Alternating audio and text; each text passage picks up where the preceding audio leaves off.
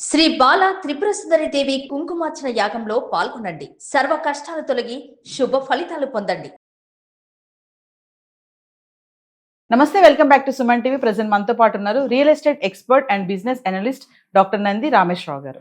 నమస్తే సార్. నమస్తే. సార్, మామూలుగా మనం చూసుకుంటే హైదరాబాద్ సిటీ అనేది చాలా చీప్ గా ఉంటుంది. కొంచెం ఎవరైనా బ్రతకొచ్చు ఇక్కడ, అంత కాస్ట్లీ లైఫ్ ఏమి ఉండదు ఇక్కడ. అన్ని కూడా మనకి అవకాశం దగ్గరలో ఉంటాయి. కొన్ని వస్తువులు కానీ ఇవన్నీ కూడా అంటే ఢిల్లీ, ముంబై, పూణే వీటితో కంపేర్ చేసుకుంటే కనుక అని అనేవాళ్ళు ఒకప్పుడు. కానీ ఇప్పుడు చూసుకుంటే ఢిల్లీ, ముంబై లాగానే ఇప్పుడు హైదరాబాద్ కూడా రిచ్ అయిపోయింది. అంటే కాస్ట్ ఆఫ్ లివింగ్ అనేది పెరిగిపోయింది. ఇంకా రెంటల్స్ అంటారా, చెప్పాల్సిన అవసరమే లేదు. ఎందుకు హైదరాబాద్ ఇట్లా ఇంత కాస్ట్లీ లివింగ్ అయిపోయింది అని అంటే దీనికి రీజన్స్ ఏమున్నాయంటే? నీకంతా ట్రంప్ గారు ఆలోచన ఎప్పుడు ఆయన కింద ఉండాలని. హైదరాబాద్ కూడా పెరగాలమ్మా. రేట్లు పెరగంటే ఇన్ఫ్రాస్ట్రక్చర్ పెరుగుతుంది, కనెక్టివిటీ, పాపులేషన్ పెరుగుతుంది, మైగ్రేషన్ పెరుగుతుంది. బట్ ఇప్పటికీ నువ్వు అన్నమాట 100% అగ్రీ గాను. గతంతో పోలిస్తే కొద్దిగా పెరిగింది. కానీ ఇప్పటికీ there are cities where which are much costlier than Hyderabad. Hyderabad ఇటీవల గత 10 సంవత్సరాల్లో చూసుకుంటే migration of people from other states, other countries, other location ఎక్కువ జరుగుతుంది. ఎందుకంటే మనకున్న విస్తీర్ణ కానీ, ఉద్యోగ అవకాశాలు కానీ, కల్చర్ ఆఫ్ లివింగ్ కానీ, ఫ్రెండ్లీ యాక్సెప్టెన్స్ కానీ, ఫుడ్ కల్చర్స్ కానీ, తుఫాన్లు హుడుళ్ళు రావు. There lot of advantages. But అయినప్పటికీ ఇప్పుడు ఈ యుద్ధాలు ఒక ప్రాబ్లం, అంటే ఒక కారణం, ఇన్ఫ్లేషన్ ఒక కారణం, జియో పొలిటికల్ కండిషన్ ఒక కారణం, ఇట్లా bank repo rate, bank interest రేట్లు ఒక కారణం, అట్లనే ఇమిగ్రేషన్, జాబ్ తీసుకోవడం వల్ల ఆదాయం లేనప్పుడు ఖర్చు పెట్టడానికి కష్టం. బాగా వస్తుంది అనుకోండి, ఏం ప్రాబ్లం లేదు. సో ఓవరాల్గా చూసుకుంటే సగటున ఒక మానవుడికి లేకపోతే ఒక ఫ్యామిలీకి కానీ ఏం ఖర్చులు ఉంటాయి? ఫస్ట్ ఉండడానికి ఇల్లు, హెచ్ఆర్ఏ. అందరికీ సొంత ఇల్లు లేవు. హెచ్ఆర్ఏ తర్వాత గ్రాసరీస్, ఫుడ్, పాలు ప్యాకెట్ లీటర్ 75-80 రూపాయలు. అట్లా మిగతా కూరగాయలు ఇవన్నీ చూసుకుంటే అది పెట్రోల్, వెజ్, నాన్ వెజ్ కూరగాయలు ఇవన్నీ కూడా చూసుకుంటే at the end of the day హైదరాబాద్లో నాకు తెలిసి average salary 12,000-13,000 to 15,000 per month ఉంటుంది. ఒకవేళ ఎవరైనా ఈఎంఐ తీసుకుని ఇల్లు ఫైనాన్స్ ఫండింగ్ తీసుకుంటే ఈఎంఐ 40% కంటే ఎక్కువ ఉండకూడదు. 50,000 తీసుకుందాం, 40% 20,000. మిగిలేదు ఏం తింటాడు? పిల్లల చదువు, స్కూల్స్, ఎడ్యుకేషన్, కార్పొరేట్ స్కూల్స్. ప్రతి ఒక్క రిక్షా డ్రైవర్ అయినా, ఆటో డ్రైవర్ అయినా, కూరగాయలు అమ్ముకున్నా, కూరవండలు అమ్ముకున్నా, నా పిల్లల్ని మంచి స్కూల్లో చదివించాలి, అప్పు చేసైనా చదివించాలి. తర్వాత వాడు ఏం ఉద్ధరిస్తాడో లేదో తర్వాత విషయం. ఒకప్పుడు మగపిల్లడు పుడితే చాలా సంతోషపడాడు. మగపిల్లడా ఓకే అనేసి, ఎందుకంటే డైమెన్షన్, డైరెక్షన్ ఇలా అనేది షిఫ్ట్ అవుతుంది. ఇప్పుడు ఎందుకు ఆడపిల్లలు కావాలనుకుంటే 17-18 సంవత్సరాలు పెళ్లి చేసి చేతులు కడుక్కోవచ్చు. కానీ అలా కడుక్కోలేరు. తర్వాత వస్తూనే ఉంటాయి సమస్యలు వస్తుంటాయి, పెళ్ళి అవుతాయి, పిల్లలు పుడతాయి, వారు పుట్టినరోజులు, బాటసాలు ఇవన్నీ ఉంటాయి. బట్ ఏదేమైనప్పటికీ లేడీస్ సంపాదన కొద్దిగా పెరిగింది అనేది మా గత 10 సంవత్సరాలు 20 సంవత్సరాలు చూస్తే most of the ladies are trying to help their husbands, లేదా వాళ్ళ own pocket money, life style అన్నిటికీ అడుక్కోలేరు.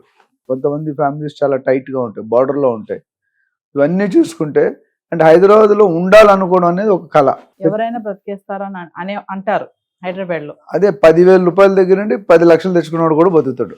బాంబేలో ఒకప్పుడు ఫుట్పాత్ లో వేల లక్షలు బిజినెస్ చేశారు. మన ఫుట్పాత్ అయితే 50 రూపాయల సెట్, 20 రూపాయల సెట్. మా చిన్నప్పుడు ఆ బిజినెస్ చేసి ఎంతో మంది పైకి వచ్చారు. నీకు తెలుసా, హైదరాబాద్ లో ఒక స్క్రాప్ బిజినెస్ చేసేవాళ్ళు. స్క్రాప్ అంటే పనికిరాని అన్ని మనం ఇస్తాం కదా, అట్లా ప్లాస్టిక్ కవర్లు, న్యూస్ పేపర్లు, ఇవి స్క్రాప్లు అమ్ముతారు. ఆయన ఫ్యామిలీ మెంబర్ కూతురుకు ఎవరికి పెళ్లి చేస్తే 250 బెంచ్ కార్లు బుక్ చేశాడు. ఫ్లైట్ ఎక్కడ ఫారెన్ లో చేశాడు, అమెరికాలోనో అక్కడ సమ్ ప్లేస్. 250 బెంచ్ కార్స్ అంటే చూడండి, ఒక బెంచ్ కార్ రోజుకి 20-30 వేలు ఉంటుంది. అంటే కార్లు బుక్ చేయండి ఎంత. సో ఈ was doing a scrap business. So మార్కెట్లో ఏది కూడా హైదరాబాద్ ఏంటంటే వలసలు అంటారు కదా, బయట నుండి వలసలు ఎక్కువ అవుతుంది. ప్రతి సంవత్సరం కొన్ని లక్షల మంది, రోజుకి 20-30-40 మంది, కరెక్ట్ మినిమం 40-50 మంది కొత్త వాళ్ళు వచ్చి సెటిల్ అవుతున్నారు. ఉద్యోగరీత్యా, చదువు, బిజినెస్. హైదరాబాద్ లో చిన్న ఇడ్లీ బండి పెట్టుకుని బతికేస్తాం. ఫాస్ట్ ఫుడ్ సెంటర్స్ ఇప్పుడు ఎన్ని వచ్చాయి, చైనీస్, రకరకాలు. పెద్ద స్టార్ హోటల్ మాట్లాడలేను, రోడ్ సైడ్ హోటల్స్ మాట్లాడుతున్నాను. కొన్ని హోటల్స్కి వెళ్తే రోడ్ సైడ్ అయినా వేడివేడిగా మన ముందే చేస్తారు. అంబియన్స్ అనేది కొద్దిగా బాగుంది. కానీ నీకు చాలా మంది గవర్నమెంట్ ఆఫీసర్, గెస్టెడ్ ఆఫీసర్ నేను మిరపకాయల బజ్జీలు అమ్మడం చూశాను. మార్నింగ్ 9 to 5 or 6 జాబ్ అయిపోయాక 6 to 10 సికింద్రాబాద్లో ఒక ఏరియా ఉంది. 50 years నుండి చోలే ఒకటే అమ్ముతాడు, బటర్ నీళ్ళతో చేస్తే చోలే, అండ్ ఓన్లీ 6 to 10 తర్వాత ఉండదు, ఏ రోజు హాలిడే ఉండదు. ఆయన చూస్తే నువ్వు గవర్నమెంట్ ఆఫీసర్ అనుకో. ఇప్పుడు ఆయన భార్య, ఆయన పిల్లలు, ఆయన కోడలు అందరూ ఆ బండి మీద బతుకుతారు. చిన్న బండి, తోపుడు బండి ఉంటుంది కదా. సో సో హైదరాబాద్ కంటే ఆ పాసిబిలిటీస్ ఉన్నాయి, ఆ పబ్లిక్ ఉంది, ఆ ట్రాఫిక్ ఉంది. మరొక విషయం ఏంటంటే సార్, ఇంకొక సైడ్ చూసుకుంటే హైదరాబాద్ లో వచ్చే శాలరీలో సగానికి సగం రెంట్కే పోతుంది అనేది ఒక టాక్ అయితే ఉంది. డెఫినెట్ గా ఈ మధ్యకాలంలో కొంచెం పెరిగిందండి. ఎందుకంటే ల్యాండ్ కాస్ట్ పెరిగినప్పుడు ఓనర్ కాస్ట్ పెరిగినప్పుడు ఓనర్ రిటర్న్స్ చూసుకుంటాడు. మీరైనా నేను ఓనర్గా ఉంటే ఏం ఆలోచిస్తాం, నేను 2 కోట్లు పెట్టుకున్నా నాకు ఇంత రెంట్ రావాలి. దాంట్లో కాంపిటీషన్. మా ఏరియాలోనే మొన్న ఒక ఆఫీస్ ఖాళీ అయింది, 24 hours ఫిల్ అయిపోయింది. టూలెట్ బోర్డు పెట్టాడు, కాల్ చేసాడు, కొలెక్ట్ చేశాడు, బోర్డు తీసాడు. అంత డిమాండ్ ఉంది. అంటే ఒక ప్రాపర్టీకి 100 మంది తిరుగుతున్నారు. అంటే ఒక ఇల్లుగా 2 bedroom సింగిల్ బెడ్రూమ్ 2 bedroom అంటే 12 నుండి 15,000 ఉంది మినిమం. టాప్ ఏరియాలో బంజారాహిల్స్ 2 bedroom దొరకదు, మీకు తెలుసు ఆల్రెడీ, మీరు కూడా చూస్తున్నారు. అయితే ఒక విషయం చెప్పండి ఫైనల్ గా, అంటే ఖర్చులు ఇలా పెరుగుతున్నా అవకాశాలు చూసుకుంటే బాగానే ఉన్నాయి హైదరాబాద్ లో అంటే ఏం చెప్తారు? ఇప్పుడు కొంచెం పానీకి వెళ్ళి కొంచెం కొన్నా, అదిగా అవ్వా బువ్వా కావాలంటే 2 కాదు.